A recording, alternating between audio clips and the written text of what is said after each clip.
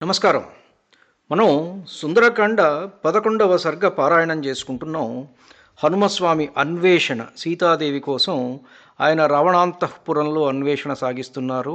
రావణాంతఃపురంలో అణువణువు గాలిస్తున్నారు. పానశాలలు, వంటగదులు, బెడ్రూమ్స్ అన్నీ ఎక్కడ ఏ ఏ ఇంచ్ అంగుళం కూడా వదలకుండా స్వామి గాలిస్తున్నాడు. ఆ సర్గని ఇప్పుడు మనం పారాయణం చేసుకుంటున్నాం. 35వ శ్లోకం దాకా అయింది. ఇప్పుడు మనం 36వ శ్లోకం నుంచి ఈ చివరి వరకు పారాయణం చేసుకుందాం. నిరీక్షమాణశ్చ తదా తా స్త్రియః సమహాగపిః జగామ మహతీం చింతాం ధర్మసాధ్వసశంకితః పరదారావరోధస్య ప్రసుప్తస్య నిరీక్షణం ఇదం ఖలు మమాత్యర్థం ధర్మలోపం కరిష్యతి నహి మే పరదారాణాం దృష్టిర్విషయవర్తిని అయం చాత్ర మయా దృష్టః పరదార పరిగ్రహః తస్య ప్రాదురభూచ్చింతా పునరన్యా మనస్వినః నిశ్చితైకాంతచిత్తస్య కార్యనిశ్చయదర్శినీ కామం దృష్టా మయా సర్వా విశ్వస్తా రావణస్త్రియః నహి మే మనసః కించిద్ వైకృత్యముపపద్యతే మనో హి హేతుః సర్వేషాం ఇంద్రియాణాం ప్రవర్తనే శుభాశుభాస్వస్థాసు తచ్చ మే సువ్యవస్థితం. ఇక్కడికి 41వ శ్లోకం అన్నమాట. మహాకవి అయినటువంటి హనుమంతుడు ఆ విధంగా రావణాసురుడి అంతఃపుర కాంతలను చూచుచూ ఈ విధంగా తలపోసెను. నిదురించుచున్న పరవనితలను చూచుటయను ఈ పని నాకు మిక్కిలి ధర్మలోపము కలిగించగలదు. నిద్రపోయేటువంటి పరస్త్రీలను చూడటము మహాపాపం. ఇది నాకు పాపాన్ని కలిగిస్తుంది, ధర్మలోపాన్ని కలిగిస్తుంది. నా దృష్టి పరస్త్రీ సుఖదుఖాదుల యందు ఆసక్తము కాదు. పరస్త్రీల యొక్క సుఖము దుఃఖము వాటి మీద కాదు నా దృష్టి. అట్లయ్యును నేనిచడ రావణుడు తన మందిరమున కాంతలతో శయనింపగా చూచితిని. రావణాసురుడు తన మందిరంలో తన కాంతలతో ఉండగా కూడా నేను చూశాను అని తలంచి తదేక దృష్టితో ఆలోచించి కార్యనిశ్చయము చేసుకునినట్టియా హనుమంతుడు వేరొక విధముగు ఆలోచన కలిగెను. హనుమంతునికి రావణుని విశ్వాసము చూరగొనిన అతని కాంతలను ఎల్లరినీ చూసి తిని అయినను దాని వలన నా మదిలో ఎట్టి దుష్టభావనయు కలగలేదు. రావణాసురుడి స్త్రీలందరినీ, అంత అందమైన స్త్రీలని, అన్ని రకాలైనటువంటి పొజిషన్స్లో, అన్ని రకాలైనటువంటి స్థితులలో, ఒంటి మీద బట్ట లేకుండా కూడా ఉన్నటువంటి వాళ్ళని కూడా రకరకాల పొజిషన్స్లో ఆయన అందరినీ కూడా చూశాడు. కానీ నా మదిలో ఏ విధమైనటువంటి దుష్టభావనయు కలగలేదు. మంచి పనిని గాని చెడ్డ పనిని గాని చేయుటకై సకలేంద్రియములను ప్రవర్తింపచేయునది మనస్సు. ఏ పని చేయటానికైనా మనకు మనస్సే.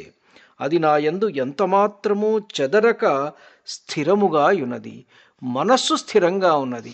ఏ రకమైనటువంటి వ్యవహారాలు ఎక్కడ ఉన్నప్పటికీ కూడాను నా మనస్సు చెదరకుండా స్థిరంగా ఉన్నది. కాబట్టి నాకు ఏ విధమైనటువంటి దోషములు అంటవు. నాణ్యత్ర హి మయా శక్యా వైదేహీ పరిమార్గితుం స్త్రియో హి స్త్రీషు దృశ్యంతే సదా సంపరిమార్గణే యస్య సత్వస్య యాయోనిస్తస్యాం తత్పరిమార్గ్యతే న శక్యా ప్రమదా నష్టా మృగీషు పరిమార్గితుం తదిదం మార్గితం తావచ్ఛుద్దేన మనసా మయా రావణాంతఃపురం సర్వం దృశ్యతే న చ జానకీ దేవగంధర్వకన్యాశ్చ నాగకన్యాశ్చ వీర్యవాన్ అవేక్షమాణో హనుమాన్ నైవాపశ్యత జానకీం తామపశ్యన్ కపిస్తత్ర పశ్యంశ్చాన్యా వరస్త్రియః అపక్రమ్య తదా వీరః ప్రధ్యాతుముపచక్రమే న భూయస్తు పరం శ్రీమాన్ మారుతిర్యత్నమాస్థితః ఆపానభూమిముత్సృజ్య తాం విచేతుం ప్రచక్రమే. ఇక్కడికి ఇది 47వ శ్లోకం అయింది. 11వ సర్గ పూర్తి అయింది. ఇత్యార్షే శ్రీమద్ రామాయణే వాల్మీకియే ఆదికావ్యే సుందరకాండే ఏకాదశ సర్గ. దీని అర్థాలు చెప్పుకుందాం. నేను వేరండు ప్రదేశమున సీతాదేవిని వెదుక తగదు. వెదుకుచో ఎప్పుడైనను స్త్రీలు స్త్రీలలోనే కదా కనిపింతురు. సీతమ్మ వారి కోసం నేను అక్కడ ఇక్కడ వెతకకూడదు కదా. ఆడవాళ్ళు ఎక్కడుంటారో అక్కడే పోయి చూడాలి. ఆడవాళ్ళు ఎక్కడ ఉన్నారు? రావణుడి అంతఃపురంలో రావణాసురుడితోటి ఉన్నారు. అది రాత్రి సమయం. రావణాసురుడు క్రీడించి ఉన్నాడు. అయినప్పటికీ కూడా అక్కడ నేను వెతకవలసిన పరిస్థితి ఉంది. ఎందుకోసం అంటే ఈ జనంలో ఎక్కడన్నా ఈ ఆడవారిలో సీతాదేవి ఉన్నదేమో అని చూడాలి. ఎందుకంటే ఆడవారి కోసం ఆడవారిలోనే వెతకాలి. ఏ ప్రాణి ఏ జాతికి చెందినదో ఆ జాతిలోనే దానిని వెతకవలెను. తప్పిపోయిన వనితను ఆడు లేళ్లలో వెతుకుట శక్యము కాదు కదా. నేను చాలా పరిశుద్ధమగు మనస్సుతో ఈ రావణాంతఃపురమంతయు సీతాదేవికై వెతికితిని, కానీ ఆమె కనిపించుటలేదు.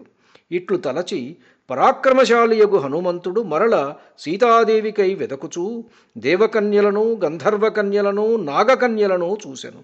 కానీ సీతాదేవి మాత్రము కానరాదయ్యను. వీరుడగు హనుమంతుడా భవనమున సీతాదేవిని కానక తక్కిన ఉత్తమకాంతలను చాలామందిని చూచుచూ ఆమె ఎచట నుండునా అని ఆలోచించసాగెను. శ్రీమంతుడగు హనుమంతుడు మరల ఇంకనూ అధికముగా ప్రయత్నము చేయుచూ ఆ పానభూమిని వీడి రావణాంతఃపురముననే సీతాదేవిని వెతుకసాగెను. మళ్ళా అగైన్ అండ్ అగైన్ వెతుకుతూ ఉన్నారట స్వామి. ఇక్కడితోటి 11వ సర్గ అయిపోయింది. ఇది వాల్మీకి మహర్షి రచించిన శ్రీమద్ రామాయణమందు